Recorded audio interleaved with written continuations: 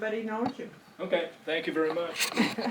Thanks for having me today, and I'm glad you folks came out to listen to a baseball. I guess baseball is not as interesting as Bonnie and Clyde, because the last time I had a room full of people that wanted to know about it. I bet it'd be a really great story if I could find something about Bonnie and Clyde played baseball. You know, I bet I'd have people standing outside waiting to get in, wanting to hear that story. But no, when I was working up at Dallas County Conservation at Forest Park, I started doing programs about various subjects, and of course, being from Dexter, Bonnie and Clyde was one of the first ones that I did, and so on and so on. But I can remember when I was young, my dad taking me up to Linden, Iowa, and watching baseball at Linden. And it was no big. The biggest deal about going to Linden was when we went up there and there was a foul ball,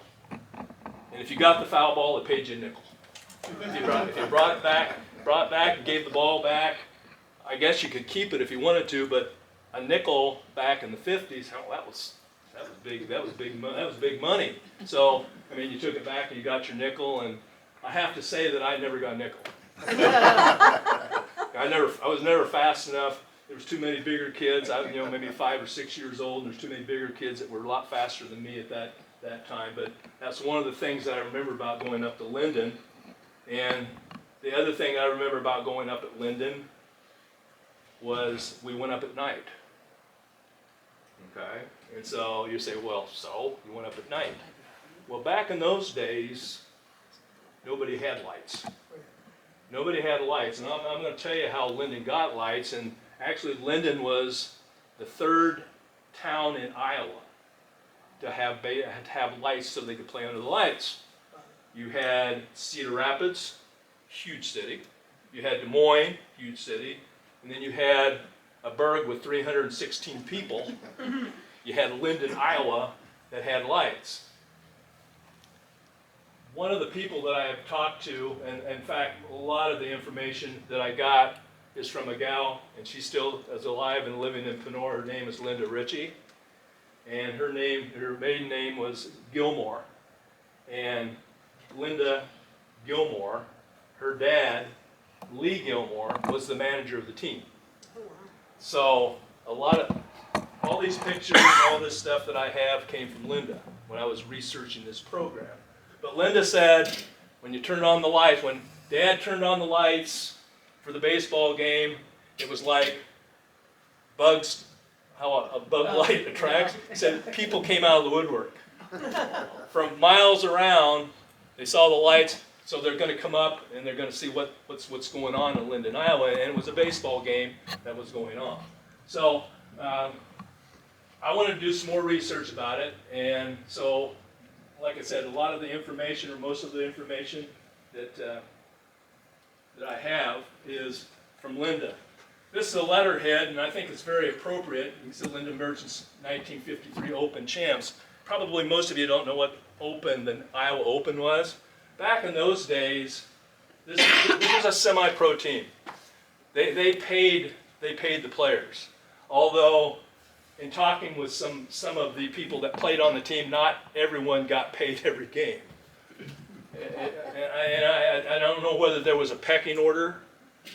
I mean, who was the star of the team? And I've never read anywhere where anybody was considered, the star of the team. But the guy on the right, of course, is Lee Gilmore. He was the manager of the team, and this is accepting the trophy for this 1953 Iowa Open.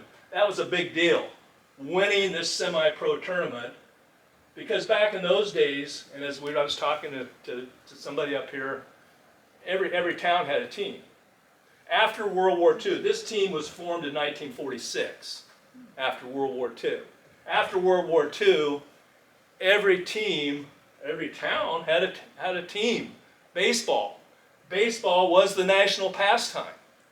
I don't think it is today.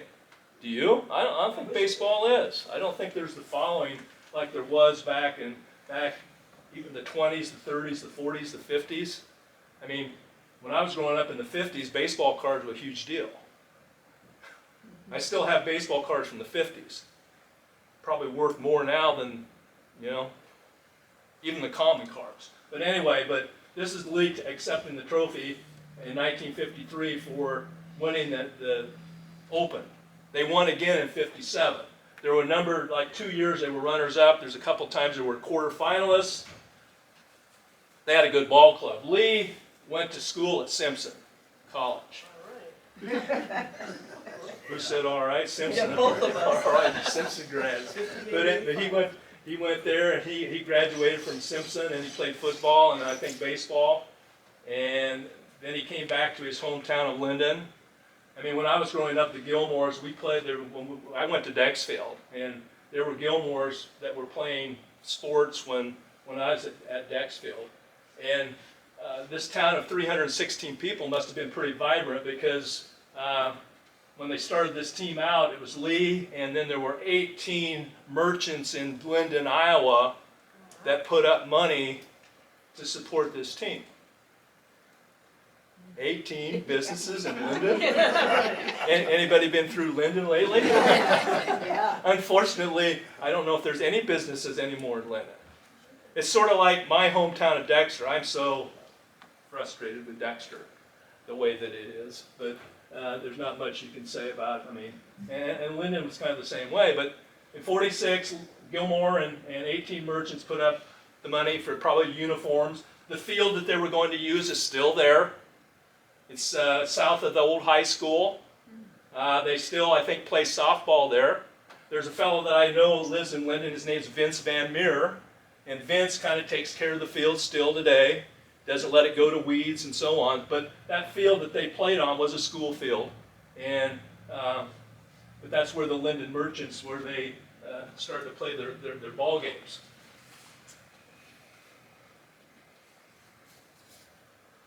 I think that's pretty cool. This is the thing that right here, the center of baseball for Central Iowa, and it was. I mean, there were a lot of other teams, but yet these people, I mean, they won championships, and a lot of it had to do with the players that Lee recruited. Remember, he graduated from Simpson, so he would go back to Simpson. And all these hotshot baseball players, the good players, want to come up to Linden and play this summer? Come on up. I got room on the roster for you. And a lot of times they were very good pitchers and some very good position players. And so he kind of had a recruiting line. But there were also a lot of locals that played. A lot of locals, the Goodriches. There was a Goodrich, I called him Stub Goodrich, and he was a banker in Dexter. And he was one of the star players. And his brother Leonard Goodrich, and I have a picture of Leonard here coming up.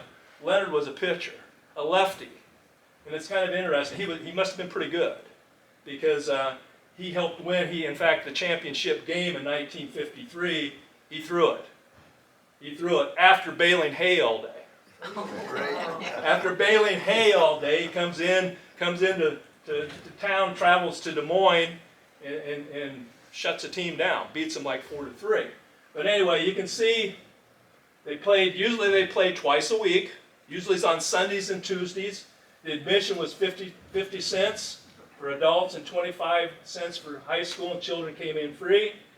And that was the money. Supposedly, and I read somewhere, supposedly the team was supposed to get half whatever the gate was, and normally they would have crowds more than the population of Linden. More than the population. Linden only had 319 people, so, I mean, they get 500 people. There was one year that I was reading, though, that the Linden team was pretty good, and they had won like 13 straight games or something, and the people quit coming to the games because there was no competition. And that wasn't because of Lee Gilmore, because you can see their schedule for June, who they played. Kansas City Giants. I would imagine probably that team had some colored people on that team. One of the things that Lee would do, and he didn't care if it was a black team, an Indian team. It didn't make any difference to him. If we could get you on the schedule, we'll play it. We don't care. We want competition. And so that's a few of the teams. I've got a list this mile long of teams that they played. I mean, all around the area, all over the state of Iowa, all kinds of tournaments they went to. I mean, Marshalltown, Gallery, Coon Rapids, Madrid. It didn't make any difference. Lee didn't care. He would schedule anybody, so that they could competition and bring people in. There's some of the boosters. That's the roster from. And he goes down through all the people who they were, where they played in high school, where they played in college. You can see they have quite a number, and a lot of those boosters were from out of town.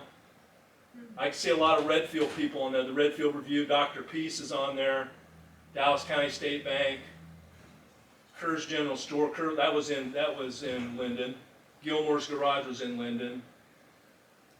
Guthrie County State Bank. So they had quite a following of people that were willing to put up money. I see Dwayne Stewart on there.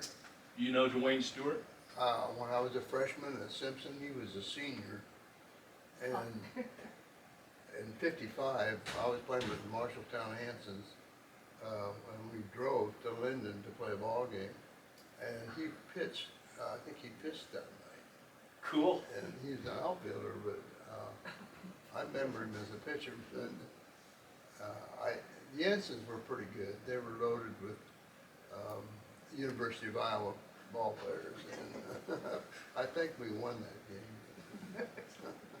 It's hard to remember all those things. Right. I'm glad you remembered. Those are cool. That's really cool. But I remember the drive to Linden, and I remember the drive home, because I'd never been to Des Moines very much, from a small town in Marshall County. We got to go into 2nd Avenue and University to Millie's. With that Millie's largest drive-in. tenderloin. Oh, hell yeah. Heck yeah. That was a real treat. Oh, yeah. It I was. remember more about that than the ball game. Hell yeah. Cool. But anyway, that's every year they had this type of thing. There's a couple of those players I'm going to talk about later here, but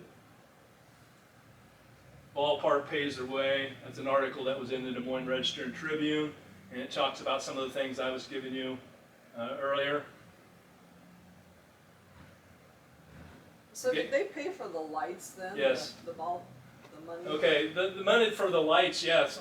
I'll tell you about that. Basically what they started out that to do, they wanted lights so they play at night, so the Gilmores had a used car place, so they put up a car, they auctioned it off, and they got like $4,800. The lights were going to cost $7,800. So what they did, they sold shares in the team. I think it was like $50 a share, and they sold like 96 shares to the people around in the surrounding area. So they raised their $7,800 and they put the lights up, and all the money that they made for the first, I think like the first year, I think after the first year they paid off the shares, the people who bought the shares. And so the lights were theirs then. So it was kind of a community effort. I mean, everything, like when they put the bleachers up, everybody turned out in town, helped put up bleachers. I mean, everybody was behind the team. Everybody was behind the team, and everybody was, excited. Probably didn't go to every game, but probably went, to a lot of games. This is a great article. I'm going to read the article to you. I got that article up here. That's a 53 state championship team. Yeah. Thursdays and Sundays. Usually big crowds. I'm laughing to myself because of the umpiring. I've read about the umpiring. And I've had a couple different people that I interviewed about the team that said, oh yeah, the umpiring. And they said, you talk about home cooking. Oh yeah. You know what home cooking means? You guys know what that means? I do. That means that every close call is going to go to Linden. every close ball and strike is going to go to Linden.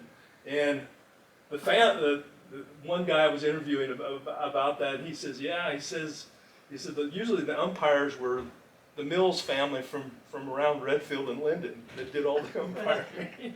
I don't know if you guys know the Mills. I'm good friends with some of the Millses, and but it's kind of funny that the umpiring was on the Linden side. I can't imagine Lee putting up with that. But, yeah, right.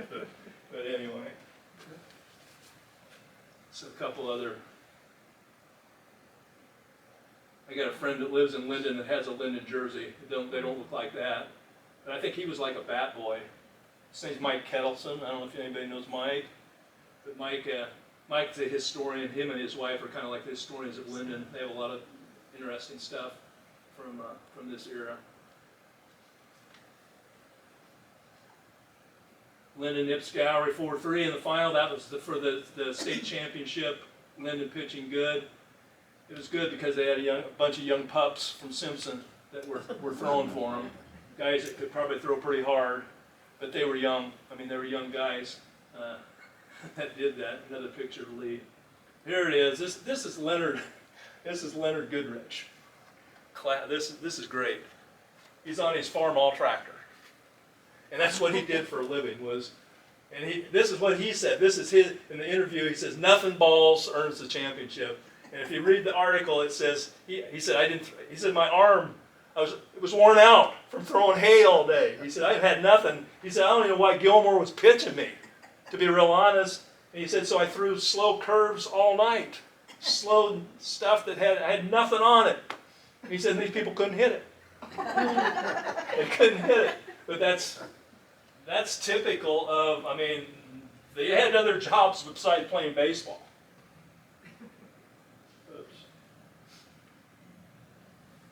That's just another picture. Another picture. One of the people I'm not going to spend a lot of time talking about is Bob Feller. And if you came here expecting to hear about Bob, I'm not going to talk much about Bob Feller. He was he's the greatest player to come out of Dallas County. There's any doubt about that. I'm talking about a couple other people. That one's a first cousin of Bob's, but I put Bob in here because Bob had something when he was playing in the majors. They called them homecoming games. Homecoming games. Bob would come back and he would pitch in a game, and he came back to Linden to pitch. Usually he'd play with the Linden Ball Club, and then they get some all-stars. They get some players from around the area that were good players to come in. And do you want to hit him against Bob Feller? Hell yeah. Let's do it. Let's do it. Let's see how good that big boy is from Van Meter, the Hita from Van Meter. Let's see how good he is. And so, yeah, they didn't have any trouble getting people to come to be hitters against him. But anyway, in this particular game, and I mentioned this, and when I was talking to this young fellow right here before, that when Feller came back, he always had, the same guy always caught him. And this guy was from Redfield. And God knows, I did not know, I knew this guy. I knew his family. I played football with one of his boys, and I didn't realize that he was a hell of a baseball player. His name was Lauren Gunnell. And Lauren was Bob Feller's personal catcher when he came back to play these homecoming games. And I've talked to the family. I said, do you have anything about Lauren? And Mama Gunnell just passed away here about, I don't know, must be 2 or 3 years ago now. And the family actually asked her, and she didn't know. None of the family knows. They knew that he played baseball, but that was about it. But Lauren Gunnell was a hell of a player. He was offered a professional contract. He was forced to turn it down by his dad, because back in those days, minor league baseball didn't pay the bills. And Dad said, you're going to have a good job, and you're going to have to work, because baseball is not going to be a career for you. It might be fun for you, but you're not getting any money from it. But anyway, when Bob Feller came back, Lauren Gunnell was a catcher. And in this particular game, when he came back, and I can't tell you what year, I think 51 was when this article was from, maybe. No, 54. Okay, I'm sorry. But anyway, the team that they were playing just beat the hell out of Bob that day. Oh. One guy had a couple triples, another guy had a couple doubles. Bob said after the game, he says, yeah, he says, I was hitting their bat pretty good today. but the article goes on to say that Bob really wasn't bearing down. You know, when Bob Feller wanted to bear down, he could strike anybody out. Or they could hit a home run off of him too, or whatever the case might be. But I don't think Bob was real happy about what happened that day, but it's like, this is a homecoming game, I came back to do it, so here we go. But Feller, I would imagine he probably got paid to do this.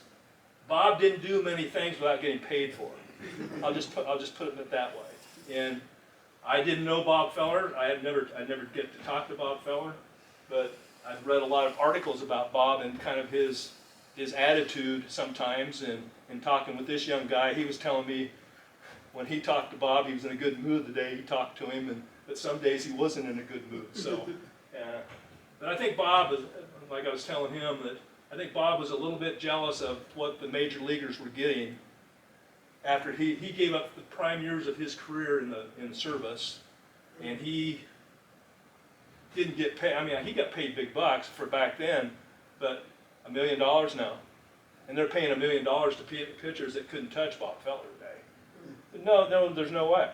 I mean, the guy was a little bit wild at times, but he worked that to his advantage because the batter could never. You go ahead and dig in on me, because this next one might be over your head, and you aren't wearing a helmet. So you want to take a 95-mile fastball on top of the noggin? Go ahead. But anyway, that's a pass to get in the Iowa Open tournament. That old mate to backstop for Feller, that's about Lauren Gannow in the homecoming game. I've got all this stuff up here if you want to look at it closer. I was telling you that they like to play all comers. They didn't turn a game down. This team is the All-American girls. Look at those guys. In their skirts and spikes. And I'm not talking about spiked heels either.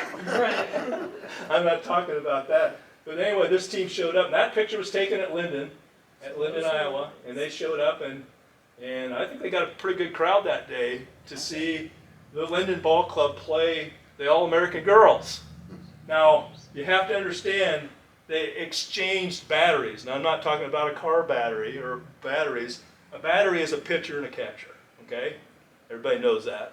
You ladies knew that. I didn't have to tell you that, did I?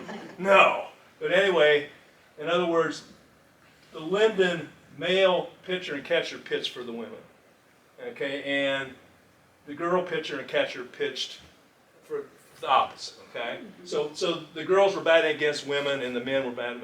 Well, the women's team ended up winning 2-1. All right. The women's team ended up winning 2-1. So, but this just shows you again, Lee Gilmore this was more of probably a publicity thing, and it's like, come out and see these women play. They're pretty, and obviously they were pretty good. And the same thing was for like I was telling you earlier about the color teams. Back in the 50s, that was pretty. I don't know what the word to use. Controversial. Yeah. He didn't care. It's like baseball. I just wonder if Satchel Paige played up there. I'm serious. I don't know. I've never been able to. I doubt it, because I think he was in the majors. He played on that team once, the Kansas City team. Yeah. He's with that. Yeah. They came to Marshalltown once. Yeah. I saw that. The other thing that's kind of interesting, in 1951, the Yankees had a tryout. Jeez. The Yankees, Yeah. the Bronx Monsters, or whatever they call them, Bronx Bombers. They had a tryout, and then they had an all-star game afterwards. And I know Lee Gilmore commented about, I hope I have a team left so I can compete against, so that the Yankees don't take all my prospects. But that's interesting. Yeah. Professional, trying to think of Linden. But anyway, it was quite a team. It was brought a lot of people to Linden. I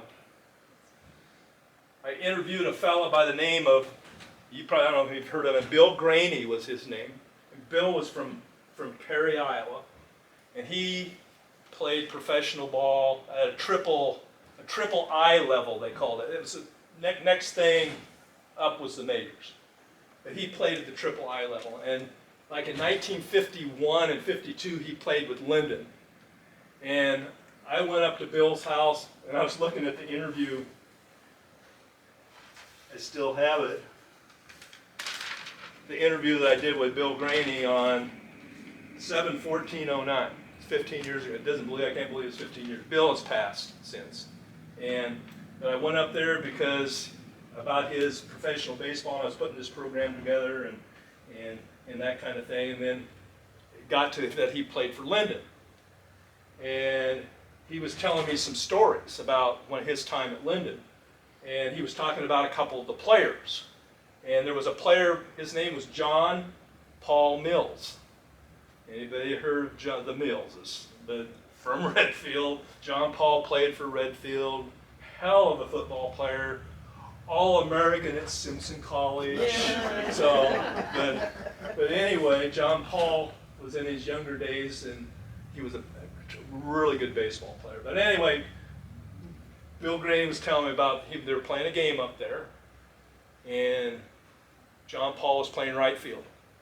And if you're familiar with the Linden, probably not, but there's a fence that went down the line close to the right field, and so on and so on. But anyway, there were some people over there heckling John Paul, getting on his case.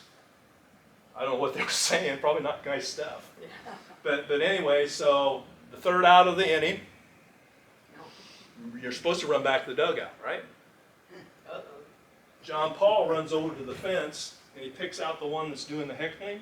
He goes, boom, punches him out on the ground, and just continues running to the dugout. I was telling this story to a fellow that I knew in Dexter. His name is Marvin Coulter.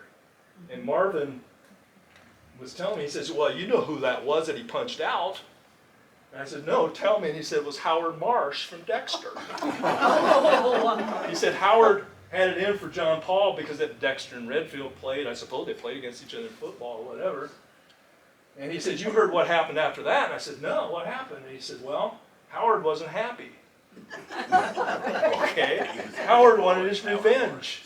Okay, so at Old Settlers in Redfield, John Paul was like a security guy over there, making sure that the people of Redfield didn't tear the town up, which I've heard that so often I get tired of hearing it, how wild Redfield was. And when I was in school, Redfield's wild? I mean, where's all this wildness at, But anyway, so Howard Marsh comes up to him and says, okay, we'll settle this right now. And John Paul says, I'm doing security. He says, well, wait till I'm done. And I said, I'll meet you over there. And according to Marvin, they went over there, and they just beat the hell out of each other for like a half hour. Got up, shook hands, and it was done. It was over with. So I don't know who won the fight, but anyway, then he was telling me another story. John Paul must have been, he said John Paul Mills was a character. He liked to talk. A trash talker. You don't hear that anymore, do you? Trash talkers? No. But anyway, so this was, John Paul played out, and he was playing catcher, and they were playing Coon Rapids, Bill said. And they were playing Coon Rapids, and there was some guy from Coon Rapids, last name was McCarty. There's still McCartys that live up in that area. And Guthrie, I know for sure. And he said, this guy's a brute. He said, this guy was just a big dude. And he said, he hit the hell out of the ball and so on. And John Paul was behind the plate. John Paul was taunting him and probably saying things that I can't say to you. Or I could, but you'd probably get mad at me. But anyway, just talk. And finally, he said this guy got tired of hearing him talking, and he said he turned around. He said this guy was probably about 6'4", probably like 225, 230. And he said he just turned around and he picked John Paul up. John Paul wasn't a big guy. He picked him up by his catcher straps and just held him up here like this. And he said that the only mistake the guy made was that he didn't pin John, he didn't grab him by the arms. Because he said John Paul hit him 5 times in the face. And he said they got the guy on the ground. He said then the Linden third baseman, his name was Jim Wright, came in and they just beat the crap out of this guy. And I said, well, did you finish the game? Or was that the game over right then? And he said, oh, he said, that was nothing. I mean, it's just like, both of them got up, got back in the batter's box, continued the game. I mean, it's just like nothing had happened. But, you know, Bill Graney played for him for like 2 seasons, but he said that when he was playing down in Kansas in the Western League, it was a III league or whatever it was, he said he saw 4 guys get killed by lightning. And he said one night we were playing in Linden, and he was playing center field, and he said it started lightning. And he said he came off the field, and Gilmore told him to get back out. He said, I'm not going out there. He says, you're done then? No. He said, I'm not going out. And so they called the game for a while, and Vincent called the game, but he said Gilmore was very upset with him about the lightning thing. But he says, I saw 4 people get struck by lightning and killed. But it's those kind of stories that, you know, getting to talk to people that actually experienced it. And I was talking to Doris Feller the other day about this program. She said, oh yeah, Harold Feller played for Linden too. So there were some high school kids that actually got to experience that. If they were good enough. If they were good enough, they could go up there and do that. But that's about what I have about Linden. Yeah, you have any questions before I go to this Babe Ruth thing? Anyone ask about that? You good? Okay. When did the team disband? 59 or 60, they think. That's what I read. And I don't know whether people quit coming. I don't know. It didn't say, or whether Lee got tired of it. You know, Lee was a manager of the team. He was a school teacher.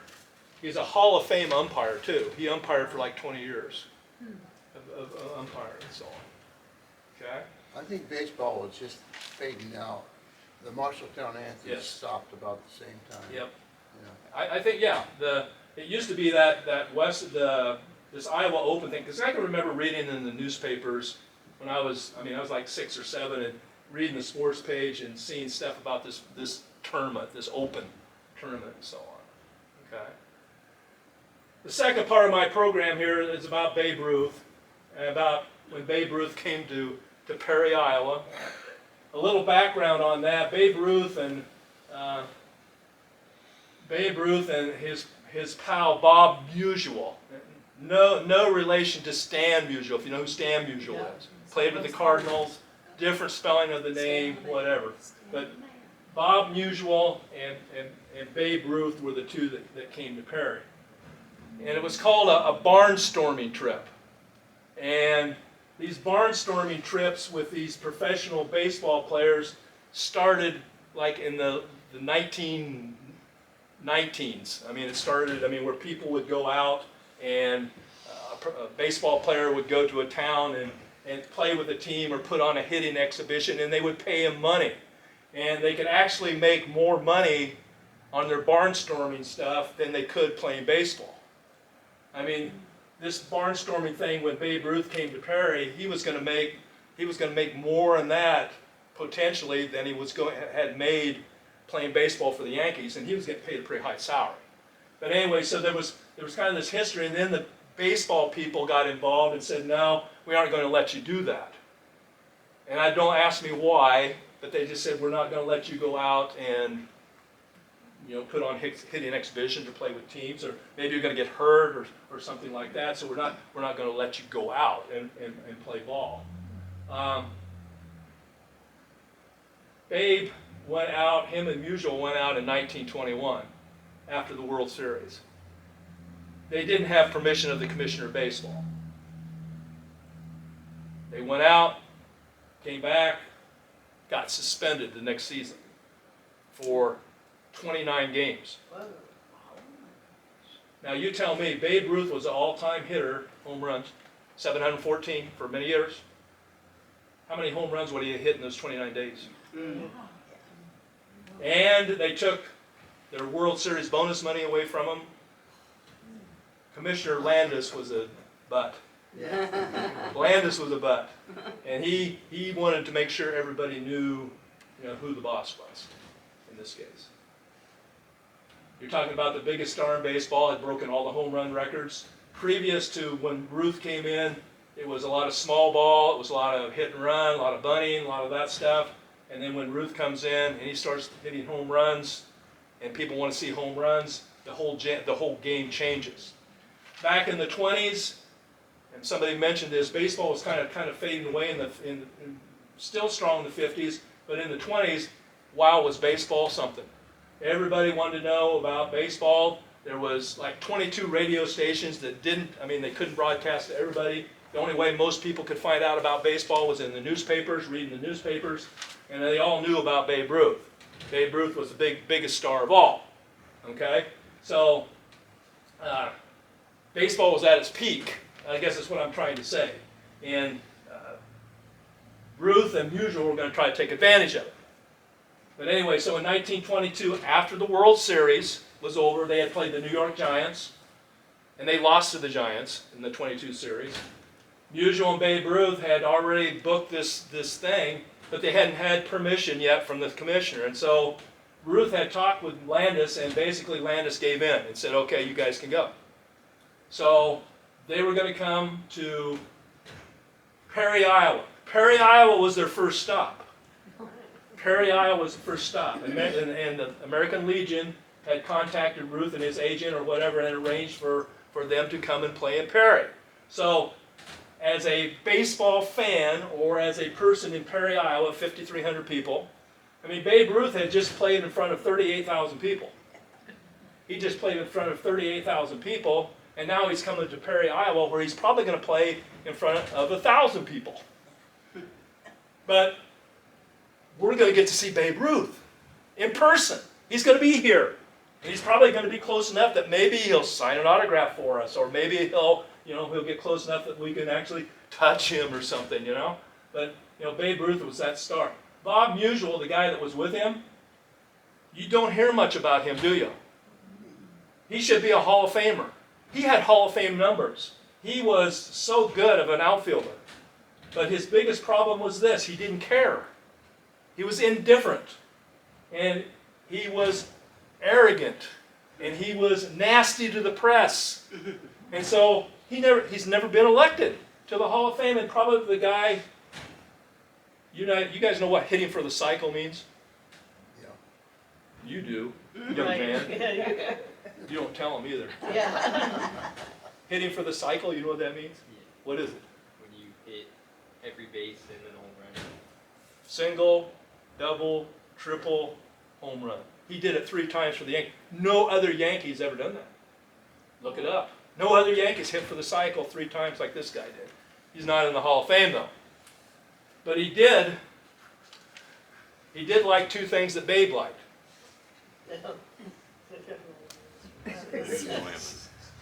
Women and liquor.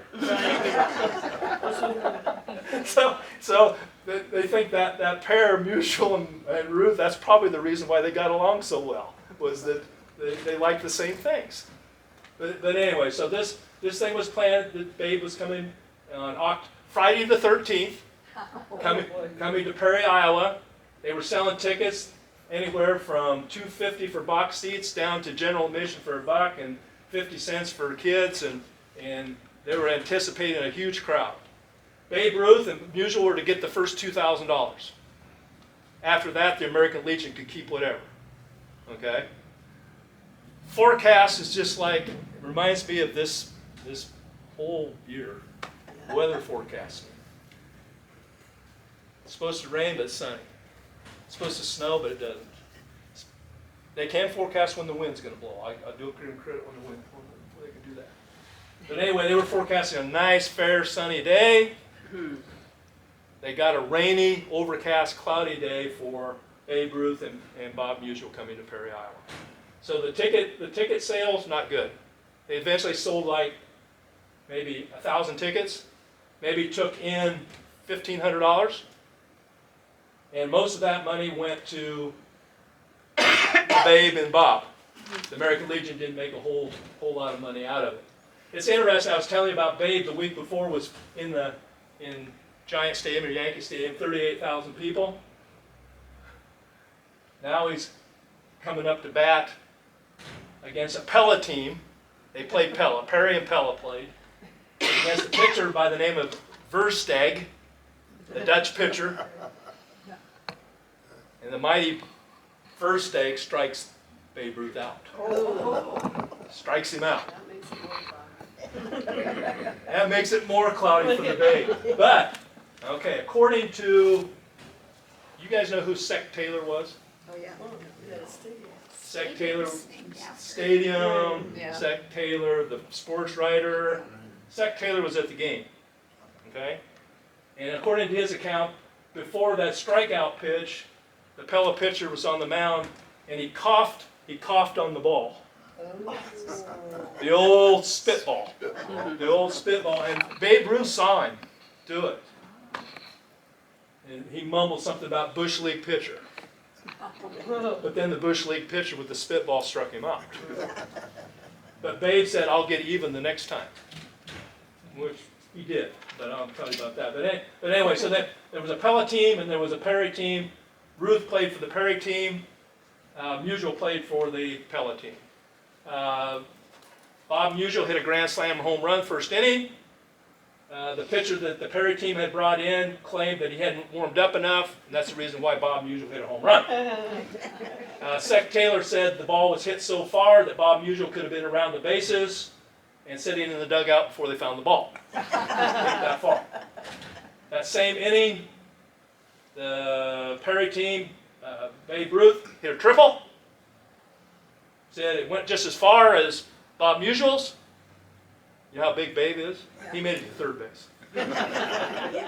He made it to third. He said any other person would have been a home run. Would have been a home run.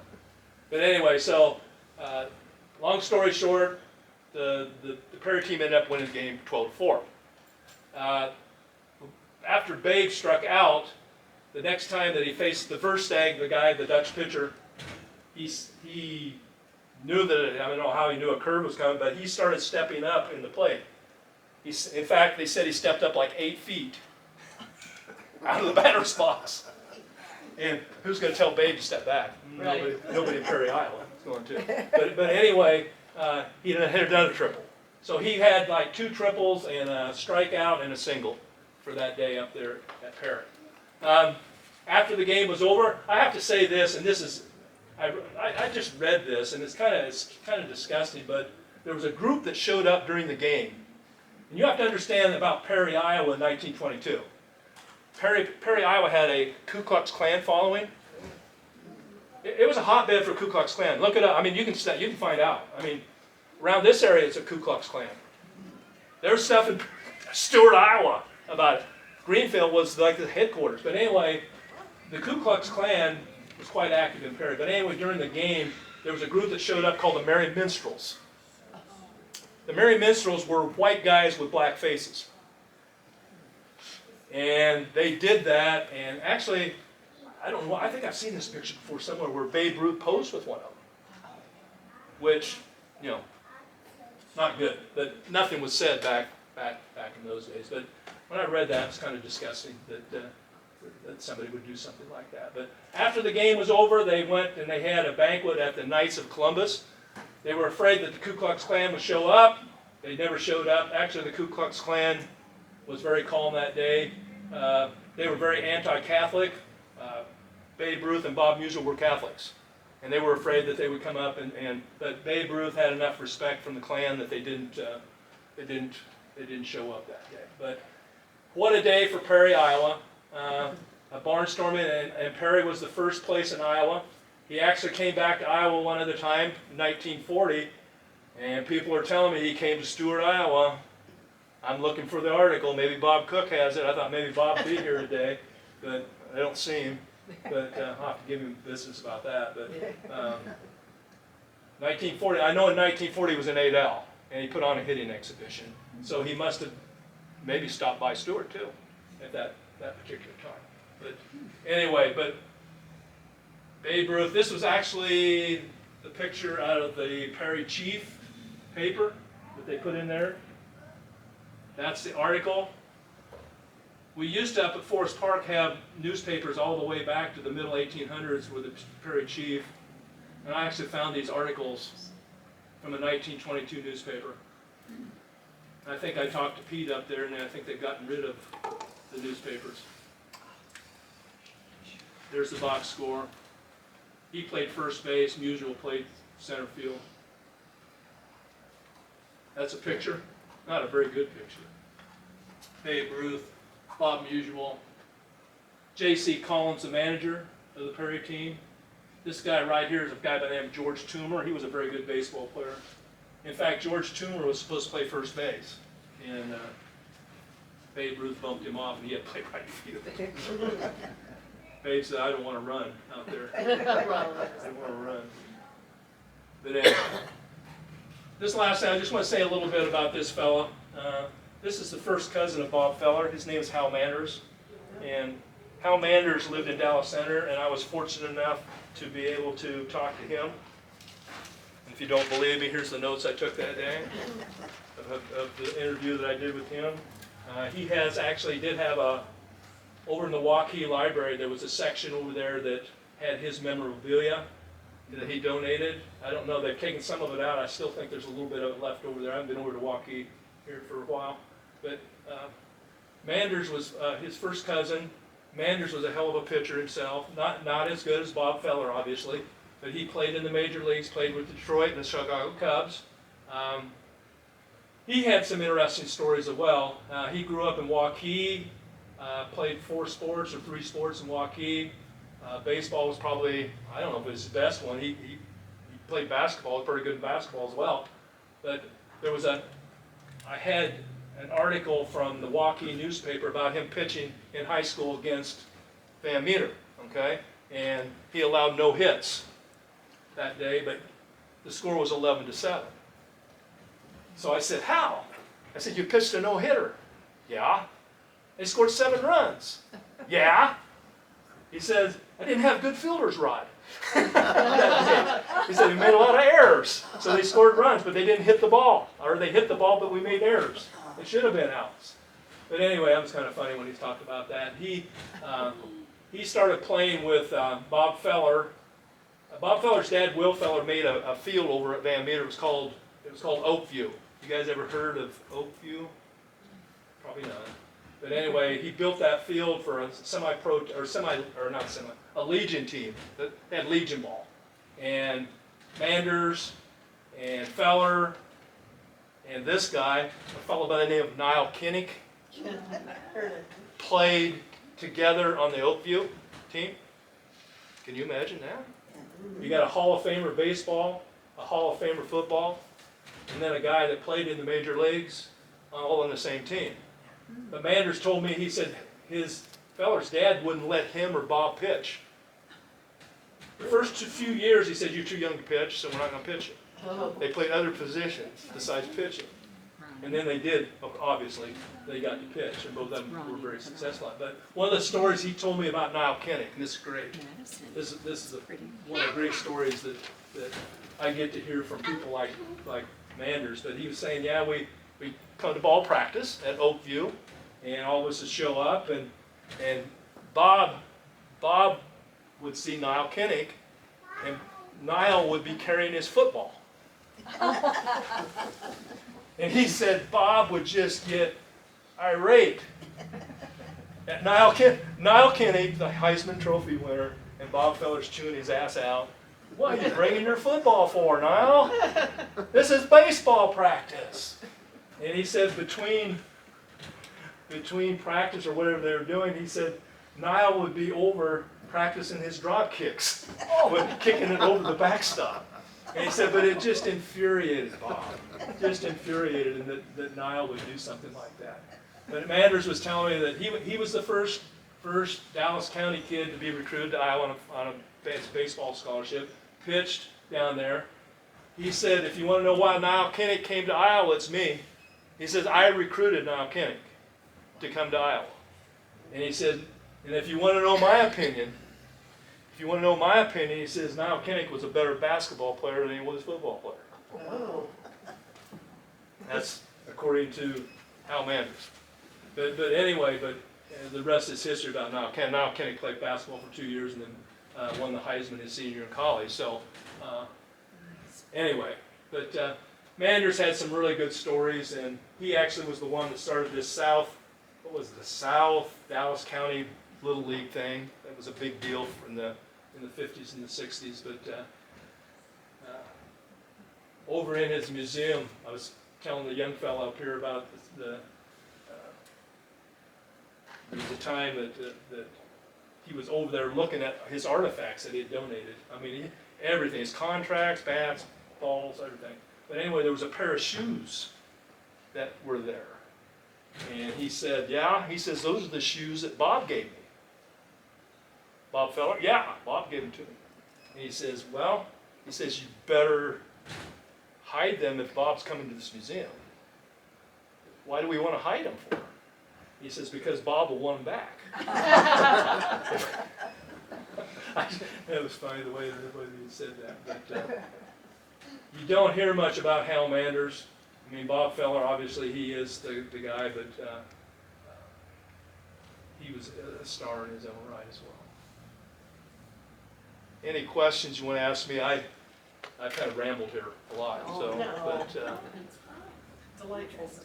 Just one comment about Hal Manders and Bob Feller. I was fortunate to know Hal pretty well, and I was sitting in their home, and Bob Feller and his wife were there that day. And the thing I remember about the conversation was they were pretty proud that neither one of them had ever smoked or drank. I don't think when they're playing ball, but I think at all. I got the idea, and they were really proud of that. And, you know, the way that ball players are today. Yeah, pretty cool. I remember that. Any other things you want to ask or comment about anything here today? You're saying enough of baseball and get the heck out of here. Thank you, Yeah, Rod. Thank you Thank very you much. very much.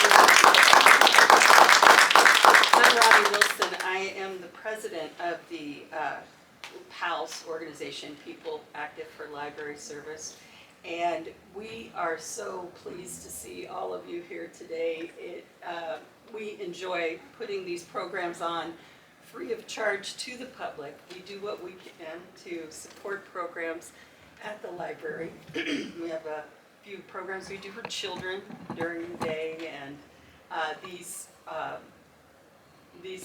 presentations are especially You need to shut it.